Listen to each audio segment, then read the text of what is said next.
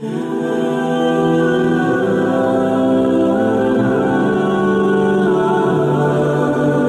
आद का जिक्र है और उनकी तरफ दावत तौहीद देने के लिए अल्लाह ताला ने हज़रत हूद अलैहिस्सलाम को भेजा।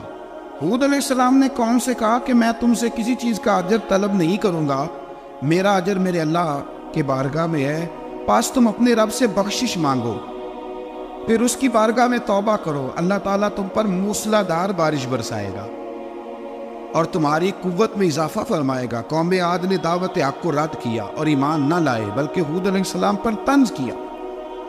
वो कहने लगे कि हमारे तो माबूदों ने, हमारे बुतों ने माज़अल्लाह आपको पागल बना दिया है, आपको मजनून बना दिया है। उल्टा हज़रत हूद को कहने लगे, इसलिए आप ऐसी बातें करते। हूद अलैहिस्सलाम ने कहा, मैं अल्लाह को गवाह बनाता हूँ और तुम भी गवाह रहना कि मैं तुम्हारे शिर्क से बरी हूँ और मैं अल्लाह पर तवक्कुल करता हूँ और मैंने रिसालत का हक अदा कर दिया है। आयत नंबर 58 में अल्लाह ताला ने फरमाया, जब हमारे आज़ाब का वक्त आ गया तो हमने अपनी रहमत से हूद और उनके साथ मोमिनों को निजात अता की। कौम आद ने अल्लाह की निशानियाँ और रसूलों को झुठलाया और दुनिया और आखिरत में लानत के हकदार हुए। आयत नंबर 61 में फिर से हज़रत सालेह अलैहिस्सलाम और उनकी कौम समूद के हालात को बयान किया गया। हज़रत सालेह ने कहा है, मेरी कौम अल्लाह वहदहू ला शरीक की इबादत करो, उससे बख्शिश तलब करो, उसकी बारगाह में तौबा करो, उसने तुम्हें ज़मीन से पैदा किया है, उस पर आबाद किया। जवाब दिया है सालेह, हमारे आबाओ अजदाद के माबूदों की इबादत को रोकने से पहले हमें आपसे बड़ी उम्मीदें थी और अब आप हमें रोकने लग गए बाप दादा के दीन से, लेकिन अब हमें आपकी दावत के बारे में शुकूक है। सालेह अलैहिस्सलाम ने अपनी कौम से कहा कि ये अल्लाह की ऊँटनी है और ये तुम्हारे लिए निशानी है, इसे चरने के लिए आज़ाद छोड़ दो और इसे तकलीफ ना देना। अल्लाहु अकबर, वरना तुम्हें आज़ाब पहुँचेगा। उन्होंने ऊँटनी की कूंचे काट डाली। सालेह अलैहिस्सलाम ने कहा, तुम सिर्फ 3 दिन अपने घरों में मज़े उठा लो, 3 दिन, फिर अल्लाह का यकीनी अज़ाब आएगा। फिर एक चिंगाड़ ने उनको आ दबोचा, वो अपने घरों में घुटनों के बल ऊंधे पड़े रह गए। सिर्फ सालेह अलैहिस्सलाम उनके साथ अहले ईमान इस आज़ाब से बचे। ये 3 कौमों का जिक्र हो गया, नूह अलैहिस्सलाम की कौम का भी, हूद अलैहिस्सलाम की कौम का भी और हज़रत सालेह। आगे अल्लाह तबारक व तआला ने आयत नंबर 69 में इस बात का बयान फरमाया कि हज़रत इब्राहीम अलैहिस्सलाम के पास फरिश्ते बशरी शक्ल में आए, इंसानी शक्ल में। उन्होंने अजनबी मेहमानों के लिए बछड़े का भुना हुआ गोश्त तैयार कराया। आप यकीन करें, कुछ बातें लोग ऐसी बयान करते हैं कि जिनको ना सुन के बंदे का दिल करता है कि इस बंदे को बताएं कि यार यहाँ तो दीन सारा पढ़। एक साहब मुझे कहने लगे, जी मैं एक पीर साहब के पास गया था तो बड़ी मुरगन ग़िज़ाएं थी, उन्होंने मेरी बड़ी खिदमत की पर मुझे नहीं अच्छा लगा, पीरों को चाहिए सादी रोटी रखें। मैं कह तू पीरा वास्ते लिस्ट बना खा, उन्होंने किस तरह ना होना चाहिए। ये बहुत बड़ी मुसीबत है। अगर आप सादा खाना खिला दें तब भी एतराज़ है, अच्छा खिला दे कहते रौला है, कोई पीर चोखे मालदार, दोनों तरफ से मसला। तो कहने लगा, जी नहीं पीरों का क्या काम है, वो कड़ाइयाँ और वो सारे। तो फिर मैंने उन्हें कहा कि आप इस तरह करें, घर जाके ना तो 12वें सिपारे की तिलावत करें। हज़रत इब्राहीम ने अपने मेहमानों के लिए भुना हुआ खाना तैयार फरमाया था। तो आप क्या कहेंगे कि हज़रत इब्राहीम दरवेश नहीं थे? पर अजीब बात है भाई, आप हर बात में अड़ जाते हैं। दीन हमने वो लेना है जो अल्लाह का कुरान हमें देता है और रसूलुल्लाह की हदीस हमें देती है। जब उन्होंने देखा कि मेहमान खाने की तरफ हाथ नहीं बढ़ा रहे तो उनको डर महसूस हुआ। हज़रत इब्राहीम को फरिश्तों ने कहा कि हमें कौम लूत अलैहिस्सलाम के आज़ाब के लिए भेजा गया है। हज़रत इब्राहीम की बीवी खड़ी थी, इस पर वो मुस्कुराई तो फरिश्तों ने अल्लाह की तरफ से इन्हें हज़रत इसहाक अलैहिस्सलाम और उसके बाद हज़रत याकूब अलैहिस्सलाम की बिशारत अता। इसहाक अलैहिस्सलाम हज़रत इब्राहीम के बेटे हैं और याकूब अलैहिस्सलाम पोते हैं, और याकूब अलैहिस्सलाम के बेटे यूसुफ अलैहिस्सलाम। हाँ, अल्लाह अगर चाहे तो 7 नस्लों में नबूवत रख देता है अगर उसकी मंशा। तो हज़रत याकूब की बिशारत दी। उन्होंने हैरत से कहा कि हम दोनों मियाँ बीवी तो बूढ़े हैं, इस उम्र में औलाद कैसे होगी? तो फरिश्तों ने जवाब दिया, ए इब्राहीम के घर वालों, तुम पर अल्लाह की रहमतें और बरकतें हों। अल्लाह की कुदरत पर तुम्हें क्यों ताज्जुब है? अल्लाह फरमाता है कि बेटे की बिशारत सुनकर इब्राहीम का खौफ दूर हो गया اور پھر وہ قوم لوط کے بارے میں گفتگو کرنے لگے۔ ابراہیم بہت بردبار، اللہ سے آہوزاری کرنے والے اور اس کی طرف رجوع کرنے والے تھے۔ اللہ تعالیٰ نے حضرت ابراہیم علیہ السلام کو فرمایا، اے ابراہیم، اس گزارش سے آپ گریزہ رہیں، اس کا یقینی فیصلہ ہو چکا ہے اور ان پر نہ ٹلنے والا عذاب نازل ہو کے رہے گا۔ وہ کیا گناہ کرتے تھے؟ لوط علیہ السلام کی قوم میں نے بتایا تھا، مرد مردوں سے بدفعلی کرتے۔ تو حضرت ابراہیم نے بھی عرض کی، بار بار گزارش بحث کی کہ اللہ مہربانی فرما ان کا عذاب۔ آپ دیکھیں نبیوں کے حوصلے کتنے بڑے ہیں، قومیں تنگ کرتی ہیں اور طرح طرح کی باتیں کرتی ہیں، اور پیغمبر پھر بھی کہتے ہیں یا اللہ مہربانی فرما، اے اللہ ان سے عذاب۔ آیت نمبر 77 میں حضرت لوط علیہ السلام کی قوم کی بدعمالیوں اور لوط علیہ السلام کے اپنی قوم کو بدعمالیوں کے باعث فرشتوں کی آمد، قوم کے بدعمال لوگوں کے دوڑ کر آنے اور حضرت لوط کو ان کے سمجھانے اور ان کے انکار پر مضطرب ہونے کا ذکر ہے، جس پر فرشتوں نے حضرت لوط کو تسلی دی کہ آپ فکر نہ کریں، ہم آپ کے رب کے فرشتے ہیں، یہ آپ اور ہم تک نہیں پہنچ سکیں گے۔ آپ رات کے آخری حصے میں قوم کی طرف توجہ کیے بغیر ہجرت فرما لیں، اس لیے کہ صبح کے وقت ان پر عذاب آئے گا۔ جب اللہ کا عذاب آیا تو اس نے بستی کے اوپر کے حصے کو نیچے کر دیا اور قوم لوط کے اوپر اللہ کی طرف سے لگاتار نشان زدہ پتھر برسائے گئے، لگاتار پتھر آئے۔ آیت نمبر 84 میں اللہ تعالیٰ نے حضرت شعیب علیہ السلام اور ان کی قوم کا ذکر فرمایا ہے اور ان کے جرائم کو بیان کیا گیا ہے۔ وہ ناپ تول میں کمی کرتے تھے، دوسروں کو چیزیں کم تول کر دیتے تھے۔ اللہ تعالیٰ نے ان سے فرمایا کہ فساد فی الارض سے باز آؤ اور اپنے سے پہلے سرکش امتوں کا انجام دیکھ لو۔ جب حضرت شعیب کی نصیحتوں کا ان پر اثر نہ ہوا تو پھر اللہ تعالیٰ نے انہیں بھی عذاب سے ہلاک کر دیا۔ آیت نمبر 94 میں فرمایا کہ جب ہمارا عذاب آیا تو ہم نے اپنی رحمت سے حضرت شعیب اور ان پر ایمان لانے والوں کو بچا لیا، اور ظالموں کو ایک زبردست چنگاڑ نے پکڑ لیا تو صبح وہ اپنے گھروں میں اونٹے منہ پڑے تھے، گویا وہ کبھی وہاں آباد تھے ہی نہیں۔ آیت نمبر 96 میں حضرت موسیٰ علیہ السلام کو عطا کیے جانے والے 9 معجزات کا ذکر ہے۔ پھر فرعون اور اس کے پیروکاروں کے باطل روش کے باعث ان کی ہلاکت کا بھی ذکر فرمایا، اور دنیا اور آخرت میں انہیں ملعون یعنی لعنتی قرار دیا۔ جن بستیوں کو اللہ تعالیٰ نے ہلاک کیا ان میں سے بعض کے آثار موجود ہیں اور بعض کے آثار تک معدوم ہو چکے۔ ان میں سے ہر بستی والے اپنے ظلم کے باعث ہی ہلاک ہوئے۔ اللہ تعالیٰ کسی پر ظلم نہیں فرماتا، لوگ خود اپنی جانوں پر ظلم کرتے ہیں۔ جو شخص عذاب آخرت سے ڈرتا ہے اس کے لیے اس میں نشانیاں موجود ہیں۔ آیت نمبر 106 سے اللہ تعالیٰ نے انجام کے اعتبار سے لوگوں کی 2 قسمیں بیان کی، 2 قسمیں فرمایا، ایک ہے سعادت مند لوگ اور دوسرے ہیں بدبخت۔ فرمایا بدبختوں کا ٹھکانہ جہنم ہے جس میں وہ ہمیشہ رہیں گے، اور نیک بختوں کا ٹھکانہ جنت ہے، وہ ہمیشہ اسی میں رہیں گے، اور ان کے لیے اللہ کی طرف سے نا ختم ہونے والی عطائیں۔ آیت نمبر 110 میں حضور صلی اللہ علیہ وسلم کو تسلی دی گئی کہ جس طرح یہ لوگ قرآن کے بارے میں اختلاف کرتے ہیں، اسی طرح قوم موسیٰ نے تورات کے بارے میں بھی اختلاف کیا تھا، اور اللہ نے ان کے اعمال کا پورا بدلہ انہیں دیا۔ آیت نمبر 112 سے سرکشی کو چھوڑ کر احکامات دین پر استقامت اختیار کرنے اور ظالموں کے ساتھ میل جول رکھنے سے بچنے کا حکم دیا گیا ہے، اور فرمایا کہ ظالموں سے میل جول کا انجام دوزخ کی آگ ہے۔ ہم لوگ نہ شکوہ کرتے ہیں، کسی حکومت کو بنے ہوئے 6 مہینے گزرتے ہیں تو شکوہ شروع ہو جاتا ہے، حالانکہ وہ خود تو نہیں نہ بنتے، ان کو کوئی بنانے والا ہے۔ تو ظالم کا جو مددگار ہوتا ہے وہ بھی ظالم ہوتا ہے، اس لیے احتیاط کریں۔ اور یہ صرف سیاستدانوں کی بات نہیں، دنیا کے ہر معاملے میں آپ غور کریں کہ آپ کسی ظالم کے مددگار تو نہیں۔ اللہ تعالی ہمیں حق پر استقامت عطا فرمائے۔ آیت نمبر 114 میں دن کے دونوں طرفوں میں اور ابتدائی رات کے کچھ حصے میں اللہ تعالیٰ نے نماز قائم کرنے کا حکم دیا ہے۔ رات کے کچھ حصے میں بھی نماز پڑھنی چاہیے، اور یہ بھی بتایا کہ بے شک نیکیاں گناہوں کو مٹا دیتی ہیں، اور یہ نصیحت قبول کرنے والوں کے لیے نصیحت ہے۔ آیت نمبر 120 میں اللہ تعالیٰ نے فرمایا کہ ہم آپ صلی اللہ علیہ وسلم کو رسولوں کی تمام خبریں آپ کے دل کی تسکین اور تقویت کے لیے بیان کرتے، اور ان میں مومنوں کے لیے نصیحت اور عبرت ہے کہ ان ساری باتوں سے عبرت پکڑ لو، بچہ صرف وہی جو اللہ کے نبیوں کے طریقے پہ چلا اور نبیوں کے ساتھ رہا، باقی بچ سکے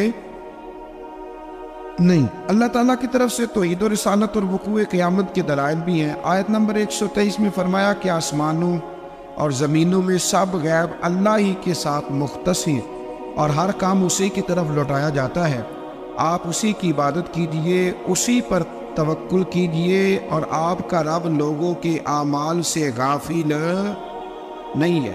اسی پارے میں آگے سورۃ یوسف شروع ہو رہی ہے۔ اس کو اللہ تعالیٰ نے کہا ہے کہ یہ بڑا پیارا قصہ ہے، احسن القصص کا، قصوں میں سونا قصہ۔ تو یہ کچھ 12ویں پارے میں اور کچھ 13ویں پارے میں ہے۔ میں نے یہ ارادہ کیا کہ یہ ایک ہی دن پوری بیان کی گئی۔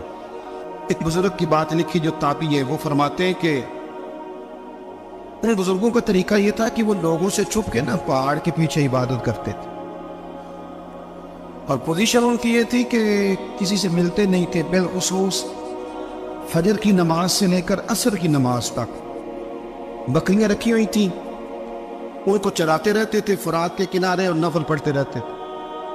اس وقت کو ملنے بھی نہیں آتا تھا۔ ایک شخص بڑی دور سے ان کی شہرت سن کے آیا، میں نے تو ملنا ہے۔ لوگوں نے کہا وہ اس وقت نہیں ملتے، ناراض ہوتے۔ اس نے کہا اللہ کا بندہ ہے نا، ناراض ہو بھی جائے گا تو لمبا ناراض رہے گا نہیں، اللہ والے جلدی راضی ہو جاتے۔ پہنچ گئے۔ اب وہ بابا جی نماز پڑھ رہے تھے تو کہتے میں نے عجیب منظر دیکھا کہ بابا جی فرات کے کنارے نماز پڑھ رہے ہیں اور ایک بھیڑیا ان کی بکریوں کی حفاظت کر رہا ہے۔ کہتے میں حیران رہ گیا کہ بھیڑیا تو بکریاں کھایا کرتا ہے اور یہاں چرا رہا ہے۔ کہتے میں جب گیا تو بابا جی نوافل میں مشغول تھے، مجھے دیکھ کے کہنے لگا اس وقت کیوں آئے ہیں؟ میں نے کہا حضور اگر آ ہی گیا ہوں تو پھر مہربانی کرے قبول فرما لیں۔ میں بیٹھ گیا تو میں نے کہا حضور یہ بھیڑیا بکریاں چرا رہا ہے، بھیڑیا اور بکریاں کی صلح کب سے ہو گئی؟ تو فرماتے ہیں لمبی تقریر نہیں، ہلکا سا جملہ۔ فرمانے لگے جب سے بکریوں کے مالک نے رب سے صلح کر لی ہے نا، تب سے بھیڑیوں نے بھی بکریوں سے صلح کر لی ہے۔ بکریوں کے مالک نے رب سے صلح کر لی، گناہ چھوڑ دیے، اس کی فرما برداری میں آ گئے۔ اب پھر اسے بکریاں چلانے کی ضرورت نہیں رہی، بکریاں نہ اب بھیڑیا چراتا ہے۔ کہتے ہیں میرے اوپر کپ کپی طاری ہو گئی بزرگوں کی بات سن کے، اور مجھے پیاس لگی اور خواہش آئی کہ پتہ نہیں اب بابا جی کچھ کھلائے پلائیں گے بھی کہ نہیں، بابا جی کچھ کھلائیں گے بھی کہ نہیں۔ کہتے میرے دل میں خیال تھا تو بزرگوں نے ایک لکڑی کا پیالہ، ان کے پاس وہ غار میں بیٹھے تھے تو ایک چھوٹا سا پتھر تھا، اس کی ڈھلان بنی ہوئی، بابا جی نے اس کے نیچے لکڑی کا پیالہ رکھا، وہ رکھا ہی تھا تو وہ دودھ سے بھر گیا۔ کہتے انہوں نے مجھے دیا تو ٹھنڈا اور میٹھا دودھ، میری طبیعت خوش ہو گئی۔ بابا جی نے دوبارہ وہی پیالہ اسی جگہ رکھا تو شہد سے بھر گیا۔ 1000 سال پہلے داتا صاحب لکھ رہے، کہتے مجھے دیا۔ میں نے فوراً کہا، میں نے کہا حضور یہ دودھ تو گائے بھینس دیتی ہے، پہاڑوں سے تو نہیں نکلا کرتا، اور شہد تو شہد کی مکھیاں دیتی ہیں، پتھروں سے تو نہیں نکلتا، یہ آپ کہاں سے نکال رہے ہیں؟ تو کہتے وہ قرآن مجید پڑھنے لگے۔ وَإِذِ اسْتَسْقَىٰ مُوسَىٰ لِقَوْمِهِ، جب موسیٰ کی قوم نے ان سے پانی مانگا، فرمانے لگے موسیٰ کی نافرمان قوم پانی مانگے، حضرت موسیٰ پتھر پہ ڈنڈا مارے تو اللہ وہاں سے 12 چشمے جاری کر دے۔ جو رب حضرت موسیٰ کی نافرمان قوم کے لیے پتھر اور پہاڑوں سے چشمے نکال دیتا ہے نا، وہ محمد عربی کے غلاموں کے لیے پتھر اور پہاڑوں سے دودھ اور شہد میں نکال دیا کرتا ہے۔ وہ بزرگ کہنے لگے بس بات یہ ہے کہ آج بھی ہو اگر ابراہیم کا ہی ماں پیدا تو آگ کر سکتی ہے انداز گلستان پیدا۔ کہنے لگا حضور پھر میرے لیے بھی دعا کریں۔ آپ فرمانے لگے پھر دعا نہ کرا تو مدینے والے کی غلامی شروع کر، تو نبی کریم کی غلامی شروع کر، تو رسول پاک کی غلامی شروع کر۔ ایک بات علم، پھر فرمایا اللہ رسول سے محبت، پھر فرمایا حضور کی غلامی۔ اس سے سارے مکاشفات کھلیں گے، اس سے سارے مشاہدات کھلیں گے، اسی سے کرامتیں ملیں گی، اسی سے مقبولیت ہوگی، اسی سے اللہ نبی کی بارگاہ میں درجہ ملے گا۔ پھر داتا صاحب آگے بڑھتے، داتا صاحب فرماتے صوفیاء کی ایک جماعت ہے جو کہتی ہے ہم نے تو کبھی اپنی زبان پر دکھ بیان ہی نہیں کیے، हर शय अपने रब रसूल के हवाले कर दी, हर शय अल्लाह रसूल के। और दाता साहब कहते हैं कुछ ऐसे भी हैं जो दुआ भी नहीं मांगते, लोगों के लिए मांगते, अपने लिए नहीं मांगते। अब दुआ क्यों नहीं मांगते? तो कहते हैं अल्लाह को तो पता ही है हमें क्या चाहिए, उसे तो पता ही है। एक बुजुर्ग की बात लिखी है दाता साहब ने, मेरी जमात में ना मिजाज है करामतों का, मुझे वो सारी बातें भी आती हैं कि एक बंदा कराची से आया, दाता साहब हाजिरी दी तो उसकी लॉटरी निकल आई, ये भी मुझे आती है, लिखी पड़ी है मेरी किताबों में है ये भी। एक बंदा, ये सारी बातें ना आती हैं करामतों में, बड़ी सारी चीज़ें लोग बयान करते हैं कि मैं वहाँ आया और मैंने हाजिरी दी तो मौज लग गई, ये सारी बातें आती हैं। हमारे पुराने बुजुर्ग और भी किस्से सुनाया करते थे, सारी हमें चीज़ों का पता, पर जो उन्वान है ना वो हज़रत शेख अबू नूर कहते हैं कि एक बंदा दाता साहब के मज़ार पे घूम रहा था, दाता 10 रुपये दे, 10 रुपये दे, 10 रुपये दे। तो एक बंदा बड़ी देर से उसे देख रहा था, वो कहने लगा दाता ने तुझे क्या दे दे, इधर आ, मैं दूसरे 10 दिए। बंदा बड़ा हसीन था, हंस पड़ा, कहने लगा दाता तेरे भी सदके जाऊं। दिलाने लगा तो मुनकर से ही दिलवा दिए, जो नहीं मानता उसी से दिलवा दिए। वो बड़ा परेशान हुआ, मैं और चक्कर में था इसलिए मेरे ऊपर ही जड़ दी है बात, कहने लगा दाता तेरे सदके जाऊं।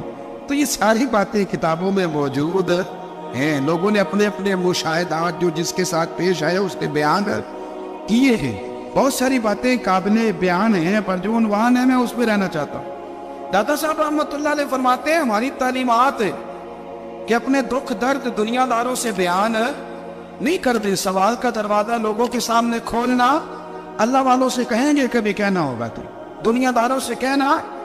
कहते एक शेख अहमद नाम के बुजुर्ग थे, सारी जिंदगी किसी को काम नहीं बताया, सारी जिंदगी बड़ी मुश्किलात आई, पर कभी अपनी जात पर सवाल का दरवाज़ा नहीं खोला। एक ऐसी मुश्किल आई कि जो हल ही नहीं होती थी, किसी ने उन पर कोई इल्ज़ाम लगा दिया। अबू मुस्लिम नाम का एक बादशाह था, उसकी हुकूमत थी, उसने पकड़ के कैद में डाल दिया। अब कैद में ही जुर्म लग गया है, फर्द जुर्म आयद हो गई है, जेल में है। लोग कहने लगे हजरत जी अपनी सफाई में कुछ कहें, और मानने लगे सारी जिंदगी बंदों से कुछ नहीं कहा। अल्लाह रसूल को पता है मैं बेगुनाह हूं, मुझे कहने की जरूरत नहीं। दाता गालिब बख्श अली हजवेरी ने लिखा है, दाता साहब कहते तू यकीन कामिल तो पैदा कर, तू ईमान तो पुख्ता कर। दाता साहब कहते हैं वो अबू मुस्लिम जो बादशाह था वो नेक आदमी था, उसे रात को ख्वाब में नबी करीम की ज़ियारत नसीब हुई, और हुजूर सैयद आलम सल्लल्लाहु अलैहि वसल्लम फरमाने लगे तूने अल्लाह का एक नेक बंदा जेल में डाल दिया, तो डर नहीं आता, वो तो बेगुनाह है। बादशाह आधी रात को खुद उठा। दाता साहब फरमाते हैं किसी गार्ड को नहीं भेजा, पुलिस वाले को नहीं भेजा, जेलर से नहीं, खुद गया, जाके जेल का दरवाजा खोला, दरवाजा खोल के उस दरवेश को आजाद किया, कहने लगा बाबा जाओ मुझे पता चल गया बेगुनाह है। बाबा जी सलाम करके जाने लगे तो बादशाह फिर आगे आया, हाथ बांधे, हाथ चूमे, कहने लगा हुजूर आप बड़े नेक हैं, मेरे लिए कोई हुक्म हो तो बताइएगा, मेरे लायक को खिदमत हो तो बताइएगा। तो शेख अहमद फरमाने लगे तुझे अभी भी समझ नहीं आई, तुझे अभी भी नहीं समझ आ रही। कहने लगा हुजूर क्या? फरमाने लगा जो तहज्जुद के वक्त तुझे उठा के मुझे रिहा करने भेज सकते हैं वो मेरी कोई जरूरत बाकी रहने देंगे? मुझे वो जरूरत पड़ेगी किसी और पे देने की? जो तहज्जुद के वक्त तुझे उठा के भेजते हैं कि जा खोल जाकर दरवाजा, वो जरूरत रखेंगे मेरी? जरूरत मुझे रहेगी कि मैं तुझे और कोई काम आदि में तुझे समझ नहीं आई? वो दाता अली हजवेरी रहमतुल्लाह अलैह फरमाते हैं में हमारी तबीयत है, हमने बंदों से दिल लगा लिया, दिल अल्लाह रसूल से लगाओ। किसी बंदे से लगाना तो उससे लगाओ जो अल्लाह वाला हो। इख्तलाफ शिद्दत का था। अबू सुफियान आए हुजूर की बारगाह में, आए किस लिए? मक्के में कहत पड़ गया है, बारिश नहीं होती। उधर समामा बिन असाल यमामा कबीले के सरबराह कलमा पढ़ के मुसलमान हो गए। सारी गंदम उस कबीले से आती थी। समामा कहने लगा तुम मेरे मुस्तफा को नहीं बांटते, कोई गंदम नहीं भाग जाओ। एक बारिश कोई नहीं, दूसरी गंदम कोई नहीं। अबू सुफियान तड़प के दरे रसूल पे हाजिर हुए। अभी थोड़े दिन गुजरे हैं, उहद में हुजूर के दांत शहीद किए। अभी थोड़े दिन गुजरे हुजूर को सताया। अभी थोड़े दिन गुजरे हजरत अमीर हमसा का कलेजा निकाल के चबाया है। अभी थोड़े दिन गुजरे हजरत अनस बिन नजर की गर्दन काटी। अभी थोड़े दिन गुजरे अब्दुल्ला बिन जाज के टुकड़े किए। अभी थोड़े दिन गुजरे हुजूर को सताया, तड़पाया है। पर हजरत अली शेर खुदा फरमाते मैं मानने वाला उस रसूल का हूँ اس کے دانت شہید ہو گئے، عہد کے اندر ساری داڑھی لہو سے بھر گئی۔ فرماتے میں رو پڑا اور میں نے کہا محبوب آپ نہیں مجھ سے برداشت ہوتا، دعا کریں اللہ ان پہ عذاب نازل کرے۔ آئے ہاتھ آپ دعا کریں گے تو اللہ تبارک و تعالیٰ 2 پہاڑیوں میں پیس ڈالے گا۔ حضرت علی کہتے ہیں میں نے عرض کی تو حضور نے ہاتھ اٹھائے اور دعا کیا دی، اللہم اہد قومی فإنہم لا یعلمون، اے اللہ میری قوم کو ہدایت دے دے، یہ جانتے نہیں یہ کیا کر رہے۔ اللہ انہیں ہدایت دے، اخلاقی اصلاح کا معیار۔ تھوڑے دن پہلے حضور کے ساتھ یہ رویہ، ابو سفیان اب بے حال ہو گئے، بچے بھوک سے مرنے لگے، جانور پیاس سے مرنے لگے۔ ابو سفیان چھپتا چھپاتا کہنے لگا چارہ کوئی نہیں، مصطفیٰ کے پاس جانا ہی پڑے گا۔ ابو سفیان مدینے پہنچ گئے۔ جب پہنچے نا تو ابو سفیان کی اپنی صاحبزادی حضرت ام حبیبہ ام المومنین تھی، رسول اللہ کی زوجہ تھی۔ ابو سفیان جب آئے تو حضرت ام حبیبہ کے پاس سیدھے ان کے گھر گئے بیٹی سے ملنے۔ حضور کا بستر بچھا ہوا، حضرت ام حبیبہ حضور کی زوجہ ام المومنین بستر بچھا، ابو سفیان بیٹھنے لگے، جناب ام حبیبہ کہنے لگی ابا جی ٹھہر جائے۔ وہ ٹھہرے تو بستر سمیٹ دیا، کہنے لگے بیٹی شاید تیرے گھر میں کوئی قیمتی بستر نہیں، غربت چھپانے کے لیے بستر سمیٹ رہی ہو۔ جناب ام حبیبہ کہنے لگی ابا تو مسلمان نہیں نہ ہوا، ابھی تیری سوچ کافروں جیسی ہے، تو یہاں آ کے کھڑا ہونا جہاں میں کھڑی ہوں، پھر تجھے رسول اللہ کی محبت کے رنگ کا پتہ چلے۔ تو ابھی کھڑا وہاں ہے جہاں تجھے کفر ہی کفر سنائی اور سجائی دیتا ہے۔ بستر اس لیے نہیں سمیٹا کہ معاذ اللہ کم قیمت تھا، میں نے اس لیے سمیٹا ہے کہ وہ نجس ہے، ناپاک ہے، ابھی کلمہ نہیں پڑھتا۔ اور یہ اس رسول کا بستر ہے کہ جو بستر میں موجود ہوتے ہیں تو جبرائیل امین قرآن لے کے تشریف لے آتے ہیں، تیرا وجود اس قابل نہیں کہ یہاں بٹھایا جائے۔ نبی محمد صلی اللہ علیہ وسلم کی بارگاہ تک ابو سفیان آئے۔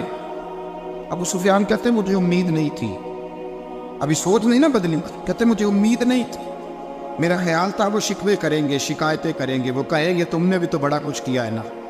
ابو سفیان کہتے ہیں میں قربان جاؤں، میں نے یہ رنگ دیکھا تو مدینے کی فضا ویسے ہی بڑی ٹھنڈی تھی، لیکن مصطفیٰ کریم کے ساتھ جب میں نے بات کی تو میرے وجود پر گریہ طاری ہو، میرے اوپر کیفیت طاری ہو گئی، میں تڑپنے لگا۔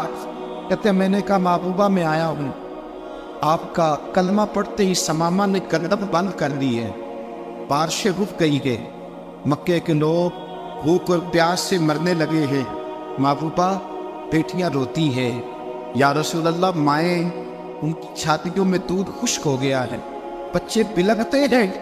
ابو سفیان کہتے ہیں میں دشمن تھا، سارے مکے کے لوگ دشمنی کرتے تھے، لیکن جب میں نے یہ لفظ کہے نا اچانک میری نظر اٹھی تو مصطفیٰ کریم کی تو آنکھیں آنسو برسا رہی۔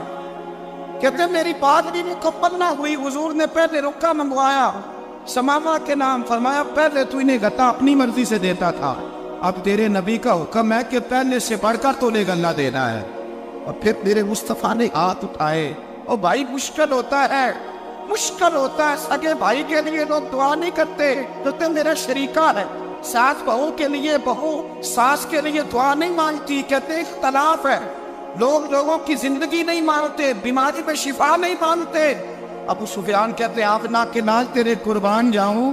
حضور نے ہاتھ اٹھائے اور کہا اے اللہ مکے کی سنگلاخ پہاڑیوں پہ بارش برسا، اے اللہ کھیتیاں ہری کر دے، اے اللہ ماؤں کی چھاتیوں پہ دودھ بھر دے، اللہ عورتوں کو تازگی دے دے، بچوں کو رانائی دے دے، پھلوں پھولوں کو تازگی دے دے۔ اب اس پیار کہتے پہلے حضور رو رہے تھے، اور جب نبی پاک کی دعا دیکھی تو میں نے رونا شروع کر دیا، میں نے رونا شروع کر دیا۔ کہتے واپس آیا تو وہ احساس کہ یار یہ میں کس شخص سے مل کے آیا ہوں، یہ کس قسم کے آدمی سے مل کے آیا ہوں، یہ کیسا لگ گیا، یہ کس قسم کا انداز ہے کہ جس کو میں پتھر مارتا رہا وہ میرے لیے دعائیں لے کے بیٹھا ہوا ہے، اس کو ساری زندگی ستایا ہے، وہ میرے بچے کے لیے روتا ہے، میری بیٹی کے لیے اس کی آنکھ میں آنسو ہے، وہ ہمارے لیے تڑپ رہے ہیں۔ میرے بھائیوں، ابو سفیان کہتے ہیں پھر دوسرا جلوہ میں نے تب دیکھا جب حضور مکے آئے، اور میں تو آخر تک لڑنے آیا تھا نا حدیبیہ تک۔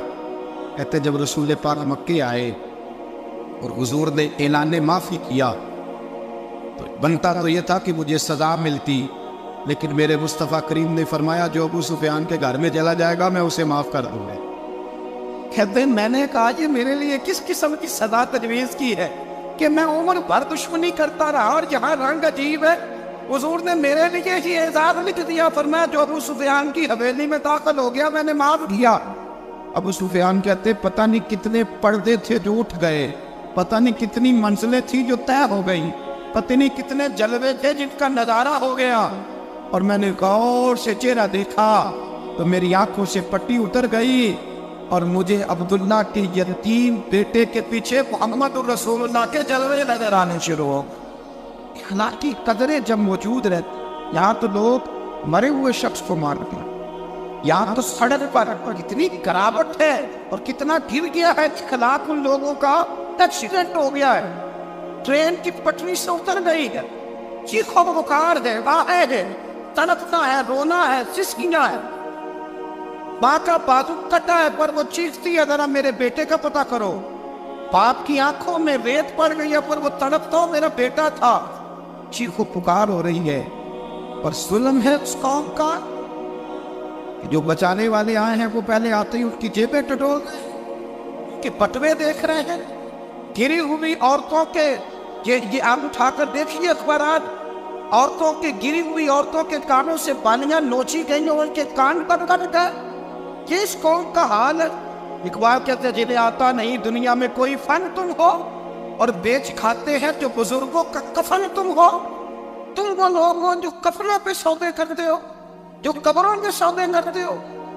یہ لوگ تجارتیں کر رہے ہیں، اخلاقی پستی کا یہ عالم کہ لوگ قبروں پہ سجدے کرتے ہیں، بیٹے بیچ کے دہیز خریدتے ہیں۔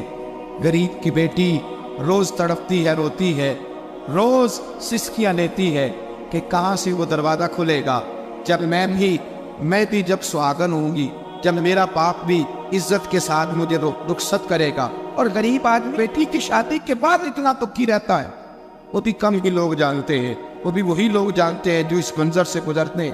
ہمارا اخلاقی معاملہ اس قدر زیادہ تباہی کا شکار ہے۔ میرے مصطفیٰ کریم سید عالم نور مجسم صلی اللہ علیہ وسلم جذبات کا خیال رکھتے، احساسات کا خیال رکھتے، تصورات کا۔ او بھائی اس سے بڑا اخلاق کا مظاہرہ کہاں سے لینے جاؤ گے؟ یہ آپ اللہ کے لال فرماتے ہیں میرا دل کرتا ہے نماز لمبی پڑھاؤ، نماز اللہ کی نماز، دل کرتا ہے تب بھی نماز پڑھاؤ، میں لمبی سور سے تلاوت کروں، میں پڑھ کے رب کریم کا قرآن پڑھوں، میں اللہ تبارک و تعالیٰ کی قرآن مجید کے ذائقوں میں کھو جاؤں۔ لیکن حضور فرماتے ہیں نماز میں کسی بچے کے رونے کی آواز آتی ہے، کسی بوڑھے کی ہائے کی آواز آتی ہے، کسی بیمار آدمی کی ہائے کی آواز آتی ہے۔ نبی پاک فرماتے میں اللہ کی نماز چھوٹی کر دیتا ہوں، اللہ کے بندوں کا خیال کرتا ہوں، میں رب کی نماز چھوٹی کر دیتا ہوں، رب کریم کے بندوں کا خیال کرتا ہوں۔ خدا کے بندے تو ہیں ہزاروں، بنوں میں پھرتے ہیں مارے مارے، میں اس کا پتہ بنوں گا جس کو خدا کے بندوں سے۔ میرے حبیب کریم سید عالم صلی اللہ علیہ وسلم نے فرمایا اللہ کریم نے بندے کو مخلوق کو پیدا کرنے سے پہلے جو تحریر سب سے پہلے لکھی تھی نا، اللہ نے اپنے پاس جو جملے سب سے پہلے لکھے تھے بندے بنانے سے بھی پہلے، وہ فکر یہ تھے کہ ان رحمتی سبقت اعلی غضبی، رب کریم نے لکھا تھا بے شک میری رحمت زیادہ ہے، میرا غضب زیادہ نہیں ہے۔